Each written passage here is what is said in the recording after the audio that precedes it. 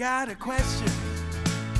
Ask Tom on HomeShow Radio. This is HomeShow Radio live on Facebook and YouTube. Your questions, Tom's answers. Now here's Tom Tynan and Charlie Mosier. That's your questions and my answers. But I have questions for you, but you can't answer because we can't talk back and forth like that. Someday when you get your radio show, I promise you, I will be an avid listener and I will ask you lots of questions. But over the last 35 years, I've had millions, I don't know how many, quite a few. And I like answering them because one thing I do know, and that's taking care of people's homes. This is Ask Tom Live. I am Tom. And we're going to be here with Charlie Mosier, who is going to help me, and he's going to pop on the scene here real quick. But I'm going to tell you first that this whole thing started on radio at HomeShow Radio, and you can visit homeshowradio.com and see what we've put together and how this big flower or maybe big push, or maybe it's even a tree now, grew. And I'll tell you more about trees in a minute after I tell you about I am on the air Saturdays and Sundays on Sports Radio 610 in the Houston market. You can listen to the show at homeshowradio.com, and you can listen anywhere you are, no matter where you are in the world, from what they tell me, at least most parts of the world. Maybe not some certain countries. But we have me on Saturdays from 9 to 12, Sundays 8 to 11. But trees, we do have tree experts. And that's Danny Milliken and his whole team. And as you can see, there's a bunch of them here. And I do believe we need to take a new picture because he's got even more, especially after our devastating freeze, which we're all still dealing with, replanting around our homes. And he can help you on Saturday mornings from 7 to 9. Charlie, take it away. Now, here we are. Yeah, what we're gonna do is we're gonna answer questions you've sent us at the website under the Ask Tom section. There's a button right there on the home page. You fill it out, you send it in, they come out here. And we also do videos with Tom. He likes to answer questions every day, so we do a new video question and answer it and post it every day at homeshowradio.com, the YouTube channel, the Facebook page, and anywhere else they'll let us put it. But right now, those are the three places they let us put it. That's it, and that's what we do. Somebody's calling right now. I know. I need to close the door, but I'm afraid to get up. That's all so right. Deal with it, good. and after We'll at the just deal with breaker, it. when you take me off the air, I will shut the phone off like I should have. It's even down the hall. I can't That's believe all right. I'm hearing it. That's all right. It's these new microphones we have. They're That's very... it. They pick up Super everything. powerful. They are. Yeah, So you anyway. got to pucker up. Don't let anything out that you don't want everybody to hear. All right. Let's get to the questions we got this week for you, Tom. All right, first one comes from Phil in Deer Park. He says, I have a leak on my gas fireplace behind the brick. I know it comes after the valve because there's no leak when the valve is off, but we smell gas through the hole when it's on. Will we have to tear out brick to repair this, Tom? I don't think so, no, because most of I don't know if it's a gas log system or if he has a log lighter. If you turn it on with a log lighter, you're going to smell gas everywhere because it's got these little holes. If you don't light it, it's just going to put gas out into your house, so be careful with those. And those usually just take in and out, and there's a fitting in there that you screw into. So if it has a gas valve that comes after your valve, there's a valve on the gas logs that regulates the flow of gas into the gas logs. What's going to happen is you could have a leak there. That means the whole gas log assembly might need to be replaced, or just that one part if they can get it, depending how old it is, if it's a gas log system. But I don't think the bricks will have to be torn out at all. I do believe it's going to be, maybe the connection will be in there, but they'll be able to get in there and make a tight connection in most cases. Worst case, maybe, but you know what? Taking a few bricks out to fix it and putting it back is not as bad as you think, especially if you get somebody who's really good to do it, which would be a chimney sweep. And that goes for all parts of the country. Now, in the Houston area where we are located, Lord's Chimney would be the people to call because they are certified chimney sweeps. But as you go across the country, and I even lived in Lake Placid, I would call certified chimney sweeps to take problems too. You don't call a handyman, you don't call a roofer, you always call a certified chimney sweep. Yeah, and you're right. Lord's Chimney is the one that we recommend here in the Houston area. In Houston, absolutely. And if you're here in the Houston area and you listen to Tom any period of time, you know that we have our HomeShow Pros. These are people that Tom has vetted and trusts, and saves you some legwork in terms of if you're looking for help around your house, they can help you. And Yes. you find them No, at it's a different show. homeshowradio.com. You click right there. You can see that if you scroll it down, you'll see we've got all of them listed right here. And if you go ahead and click on the Find a Pro button, it'll take you in here, and we organize them by category. So you may not know who particular it is that you're looking for, but we have you covered either way. So, all right, let's get to another question here. This one comes from Jeff. He's in the energy corridor. He says, what are my repair options for cast iron drain from the kitchen sink to the sewer? He says it's from 1969, Tom, and may possibly be broken. Are there options other than digging and rerouting it? Sometimes. We have another certified HomeShow Pro, TDT, that you'll find on our website that does in-place cast repair. And it's really nice if you go to the website, you'll be able to see pictures of it and what they do. They can't fix everything. If it's in areas where you have sweeps or 90s or some kind of T-fitting or something, that gets difficult. But in those old pipes, if it's a long line and it's just corroded on the bottom where those old cast iron pipes will get corroded, they can cast in place and they can fix a lot of those issues. So that's worth a call. If they do have to dig under there, if they do have to reroute it, so be it. It happens. But I would certainly make a call and get that question answered. And they can do both. They're a plumbing company. But as far as that goes, that in-place cast system, that's pretty rare. Not many companies will do that, but they do. Yeah, cured in place is pretty incredible. The way that works, I think what they It take is weird. they put they cover this membrane with this goo. I guess it's like a PVC goo or some epoxy thing, and stuff it down in there. Then they inflate the thing, and it pushes it up against the side of the pipe, and they cure it. Then they deflate, pull it out. You got a new pipe. It's people a pretty have cool to understand technology. that it is. It's great. And it's not under pressure. You couldn't do that with a water line. But because this is just gravity flow and there's no real pressure, it's not a pressurized pipe, it's just a drain line, you can get away with something like that and it works fine. Yeah, Vic was telling me that when they do that, though, not every pipe will qualify because That's right. depends how much of the crack, and if it's a belly or something like that, they can't fix that. And so, No. that's the thing about TDT. They're going to shoot straight with you. They're like any one of our HomeShow pros in that sense, that they want to take care of you and all that. So, in fact, they've done some handiwork at our house, and we had some leaks, and they tracked them down and fixed them, and they didn't have to use that system. But right now we're remodeling the bathroom, and they're coming back because they need to fill in some places where they didn't, because you don't have to unless you're going to be moving the concrete around on top of it, I guess. I mean, if you have a tunnel underneath concrete and you move a drain, do you have to backfill under there, or can you is there a way to pour it, Tom, so that you don't have to fill underneath it? No, because the concrete would just fall. I would think so, yeah. Yes. Yeah, because Gary... And not only that, if it's a plumbing pipe, Charlie, then I'll let you continue. That pipe has to be supported, or you talk about an instant belly. Put a whole bunch of concrete on a pipe, it's going down with it. I'm thinking. So, yes, it has to be backfilled. Yeah, because Gary was telling me that there was a way they put something under there, and then they put it in and whatever, but I'm like, I don't want to do that. It has to stay in place. Right, exactly. So flopping anyway, around. so Sandy got that worked out. I'm just so glad I don't have to do it. Okay, good for Sandy. You want the new bathtub, honey? You handle it. Yeah, that's how it went. That's exactly how I said it. And she listened. Yes, dear. All right. So the next question I got for you here is from Vera in the Addicts area of Houston here, and she says, I remember hearing you say, Tom, do not clean your air vent.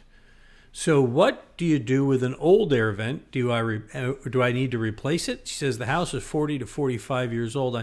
I think she's talking about registers, and I think she's got registers and ducts maybe a little mixed up in this question. Yeah, so let me clear up the terminology. An air vent, if it's the registers on the ceiling, I always tell people to clean those. Even if you don't even want to take them down, get one of those little brushes on the end of a vacuum hose and vacuum all the dust and stuff off of them, just to try to keep them as clean as you can. But I'll take them down once a year or two, depending where they are. The kitchen and the bathrooms need them a lot more than, say, the bedrooms. And some of them don't need them hardly at all. you'll be able to look at it and tell. But just go ahead and clean them and put them back up. There are only two little screws on there. As far as the air ducts, I don't recommend cleaning air ducts unless you have a really specific problem that it's all torn up. They've had big holes in them. Rats have put nests in them. Who knows what could have happened in the air duct system being broken for a lot of years. So those you have to clean up, and if you have rats, I would just replace them. But at least get clean ducts. But as far as that goes, not that. But now you have your evaporator coil and your system that needs to stay clean, and that's how come you change your filters regularly. And once in a while, cleaning an evaporator coil, that's where a lot of the gunk gets stuck. And if it's not cleaning itself or it's very old, a lot of contractors will go in and recommend a cleaning of the evaporator coil and definitely the condensing coil, but that's outside of your home, and that just takes a hose. Just hose it off and get all the dirt off it at the end of the summer. But the evaporator coil needs to be cleaned once in a while in some cases. In some cases it doesn't. I have a 22-year-old system. I've never had to clean my evaporator coils because the system runs right. And as you notice in air conditioning time, you have all that moisture that turns to liquid, it turns to water and goes out the drain, and that's why people get backups and their drain lines get clogged. But it washes the coil, and if it's working right and draining right, you don't have any problem because it's actually self-washing.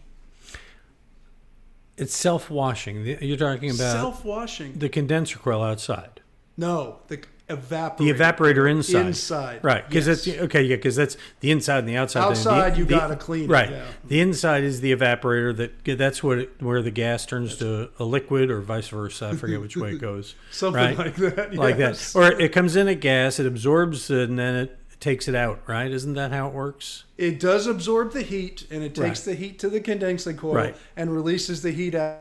I'm not getting into the whole refrigeration cycle because every time someone explains it to me, I say, okay, I think I have it now. I think I have it now. I feel the same way. It's something you have to do every day where right. it's constantly, it's like a computer or maybe a video game or something. You can't go once every 10 years and say, oh, I remember. It's not a bicycle. Right. Or an airplane, because... An airplane. No. A bicycle.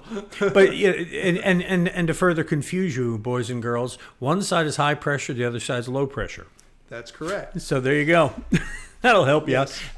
All kidding aside, I heard somewhere in a land far away, not one of our HomeShow pros, somebody saying that the condenser coil outside actually builds up dirt that if you don't clean it off, and they had this stuff they sprayed on it and they hosed it off from the inside out to get this gunk off it so it would be more energy efficient. Is that legit? It's not only energy efficient, but what we find in Houston in August is I get calls every year, Charlie, that people are saying my air conditioner's not cooling properly. My pressure switch is blowing on my condensing unit outside. I used to have that happen when I was ignoring it. And I remember my old friend David used to tell me, Tom, if people would go out there in August and just spray the thing down with hose water and just keep it clean, they would avoid all those breakdowns and all those calls to their servicemen. So the fact that it's running right is more efficient, correct?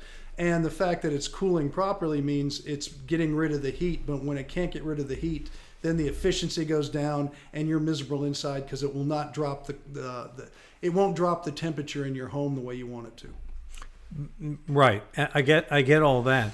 But what this guy was saying is that the film builds up in there, and they have this chemical that they spray in there, this foam thing they put on there that breaks this up and gives you a cleaner system, and that's supposed to make it more efficient.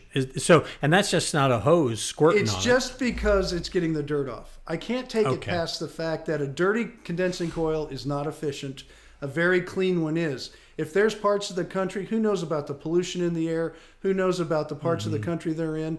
Who knows about the kind of situation these condensing coils are put to? Some of them are on roofs like in Las Vegas. Some are down on the ground where you have a lot of animals, you have a lot of pets. There's a lot of factors in there. Some you got the grass mowing and the dust coming up, the pollen. Some areas don't get as much rain as other areas. And there's no doubt cleaning something with soap is going to clean better than if you just hose it with water. So that's what it comes down to, is they're just giving it a good clean. Mm-hmm. Yeah, I think it's what it comes down to is you have to hire a contractor you trust that's going to do a good job. Yeah, they love to use the word makes it more efficient because it's easier to sell the clients.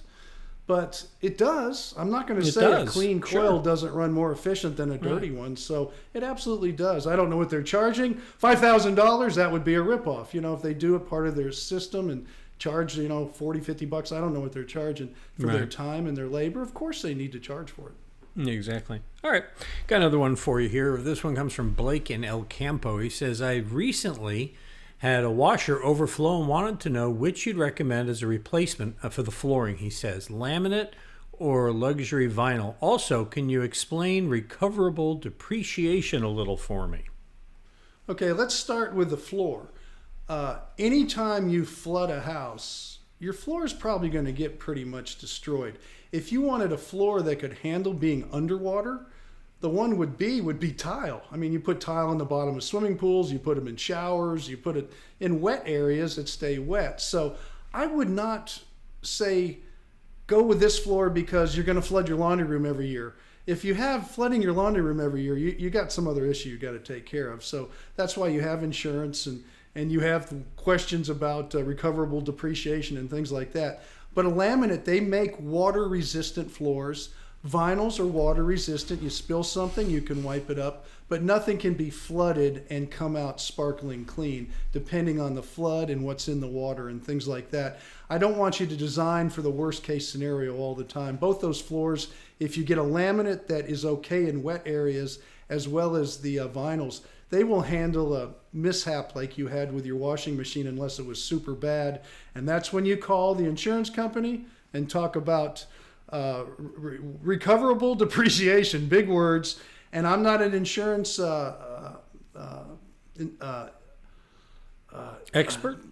Expert? Thank you. I can't. I'm here for you, Two Tom. big words, and I'm done. Expert. So I would defer that to your insurance agent to explain that, or maybe Charlie, you have some insight too, because I know you're going through an insurance claim right now. Well, in fact, we are. And you are. I know.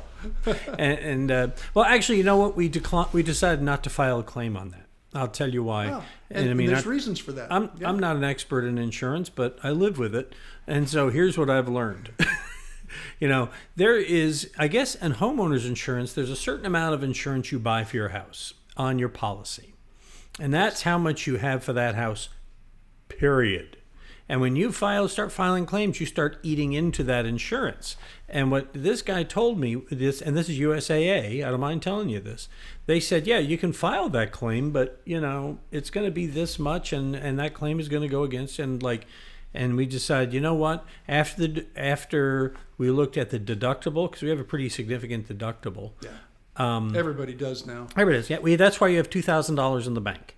You know what I mean? If you can fix it for $2,000, do it. Or just a credit card with a credit limit and put it in a file and pretend you don't have it for that emergency. There it is. You know, exactly right. And so, or the cash is better. But anyway,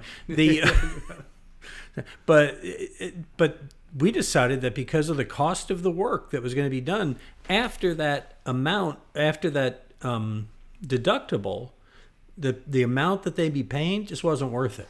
It was just, we're just getting into more paperwork and trouble than we needed to. So we're just paying cash to get it done. Now, the depreciable, what is it? Recoverable depreciation. Yeah, what that stick is. With me all night. Yeah. Yes. What that is there's a gap between the cost to repair it and the worth of it, right? There's a gap there. And that's called the depreciation of what it depreciated to, right? The insurance is going to pay to replace it. After you show the work is done, they will pay that difference. They'll pay that gap in most cases. And that's what that's about. It's, in other words, that's in there to keep people, Tom, from doing what you always warn. And that is when people go in and they get their insurance claim and they go, oh, goody, let's get a TV too. And like, no, not how it works. You got insurance. Breaking the law. It certainly is. And we're not in favor of breaking the law. That's no, why if Tom you're one and of those people. Yeah, go ahead. Yeah, I was going to say Tom and I never exceed the speed limit. Yeah, well, I'm not going to. I got a speeding ticket about 2 months ago. Anyway, that is why when you're one of those people that say, "Oh, I'm glad he's going to jail. Oh, they got that crook. Oh, they got that crook." Don't be a crook, because you're just going to. Somebody's going to do that to you when they take you down too. Watch out for them. Yep. But the other thing I can tell you in my own case is I had a house burned down, and USAA, which is my company, They maxed out $167,000, and it wasn't enough to finish the house. And they were very upfront with me. It is never enough. You're going to get about 80% of a total rebuild. 20%, you're going to have to find a way through equity, mortgage, money to finish the house. You're never going to get it 100% because that's not why they're there, is to make the entire house brand new again. But they do have a certain rate, and I just went through this with my son who just bought his house. You can insure it for this much and that much only. You can't insure it for more, you can't insure it for less. It has to be that much. And so you've got to be always prepared. Insurance is not the 100%, oh, God gave me a brand new house, end all. And I've lived that before. And Charlie, I'm glad to know what you just told me about the lifetime limit, because I have $167,000 on mine right now. I never had another claim but that one.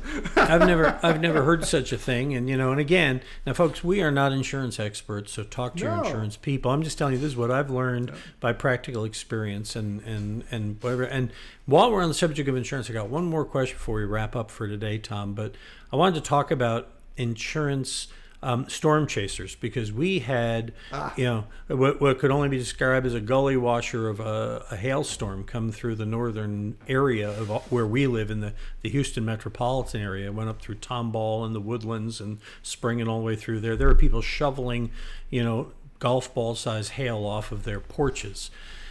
And our recommended roofer, Ideal Roofing, our HomeShow Pro, Jim at Ideal Roofing, it is a mission to him not to have people taking advantage of it, because I think it was his sister or sister-in-law got taken advantage of. Sister-in-law. I had this conversation with him the other day. He keeps calling me every 3 hours. Tom, you should have seen what I saw. You got to tell the people. You got to tell the people. You got to tell the people. Well, He's tell very him. Passionate.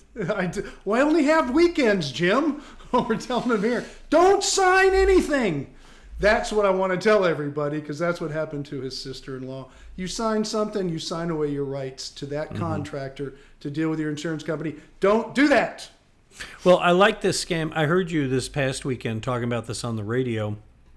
One of the scams they use is, hey, we'd like to inspect it for free. Can you just sign this so we can have permission to go up there? That's right. You don't need to sign anything to have permission. Right. Okay, that's why you have homeowners insurance. Somebody's on your roof, falls out. Hey, the insurance company will have to pay for his broken legs and take him to court. So that's why you have that. Yeah, because I guess once you sign that thing, it must be next to impossible to get out of it. You always have the 3-day right of rescission, the 72 hours, but nobody ever figures it out in 3 days. And that includes weekends too, by the way. So you just didn't realize, well, it's a month later. I have 3 days. No, that 3 days is long gone. Can I pick the 3 days? That is pretty standard. Yes. Yeah. So just be careful, with roofers. Jim's people and other local roofers who have locations and their families are here and everything. That's one thing. It's these storm chasers who come into the market chasing storms from all over. They're here today. They get your money. They do a half-assed job, if that good, and they're gone. And you've got nowhere to go. So that's why you want to use a local. And we recommend Ideal Roofing. They're our HomeShow Pro, to make sure you get it done right. And God forbid there's some challenge or you have a problem with it later. At least these people are available to come back and take care of it and make it right for you. So that's the point. Easy procedure. Call your insurance company. Have the adjuster come out. He will tell you, yeah, you have a claim on a roof. Know from him. Go to your phone book, go to your website, go to our website, find at least 3 local, well-established companies in your city. I don't care. We're talking Houston now, but it could be other cities. This is just procedure. They come to your home at a time you set because you called them. Not someone that knocks at your door, not someone that calls you. You call them and say, I want to schedule an appointment. I had my insurance adjuster out. Will you come look at my roof? That's what you do. Make sure they have a place of business. Make sure they're established in your community, no matter what the size is. And make sure you're going to get a warranty and talk to them about all of those things. But don't buy anything from someone that calls you. I'm sorry, I just stick to this rule and I've never been taken, and comes to your door. Just say, no, thank you, and close the door. Or don't answer it. Right, unless they're selling Thin Mints. Oh, then if they're little girls, it's selling Yeah, thin. that's my policy. If a kid comes, I don't care what the kid is selling. If he's a young guy and it's legit, they come trying to sell something, I'm buying it because those kids deserve to be rewarded for going around, right? Yes. So anyway, And knocking on doors today is a very scary thing. It really is. I will tell you one more thing about Jim before we move on. Just a real quick thing. He has the coolest tool.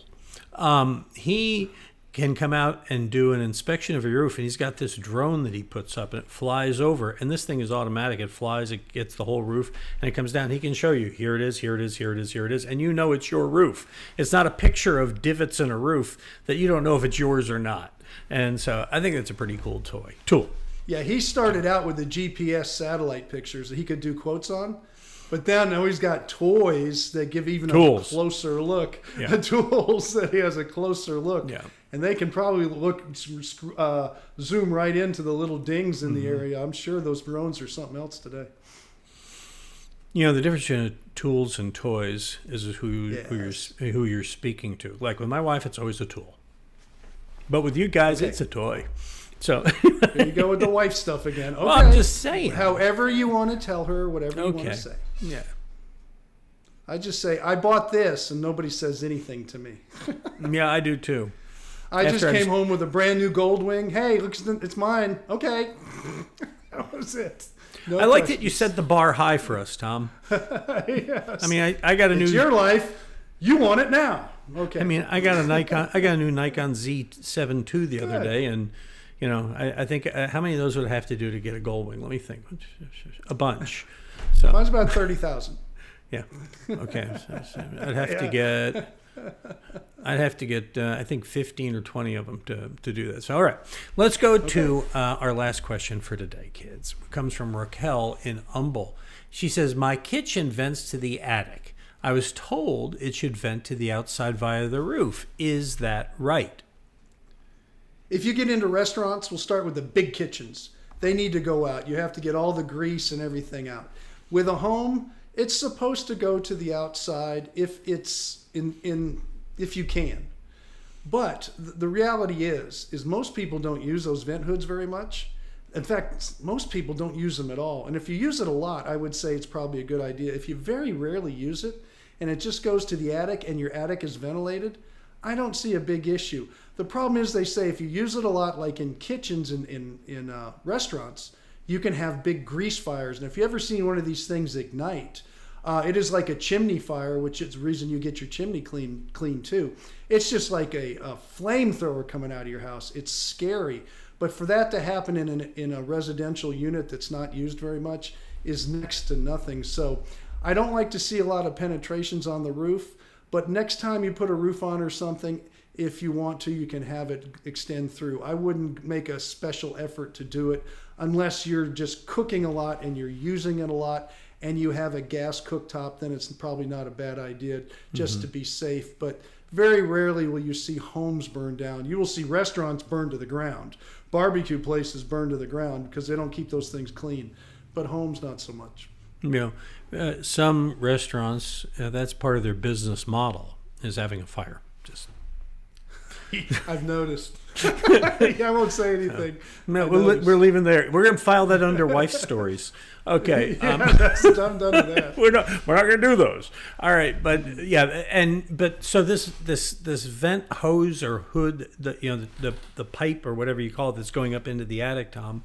So when you build, where would you lead that thing to? Would you just take it up like near the ridge vent, hook it off, and that's it? Not with one of those. If I was building a new home, we would vent it to the outside. I don't want this person to lose sleep. I don't want them to be scared. Okay. I want them to know the reality of the situation. It might have been there for 35 years. There hasn't been a problem. They probably used it maybe 1 year out of 35 if they use it at all. When somebody has a little smoke something going on in the kitchen, most people just don't turn them on that much. So when the time comes for a new roof, it's not a bad idea. Go ahead and penetrate and have it done really well. I would not go in there and start chopping the roof off because I'm all of a sudden scared of something that's been there for so many years. I want the reality, and that's the way I'm going to answer my questions. Just keep it in mind on your next roof and talk to your roofer about venting through. And that's one of the things you get with Tom we've been together for coming up on, I think it's coming up 30 years for the two of us, but I don't like to do that math because then, I think know, no kidding. Yeah. I was talking to a friend of mine today. We were on a 2-day Zoom meeting with some of my business partners. Yeah, and this one, yeah, I know. And it's like, I couldn't wait to come here and do this with you.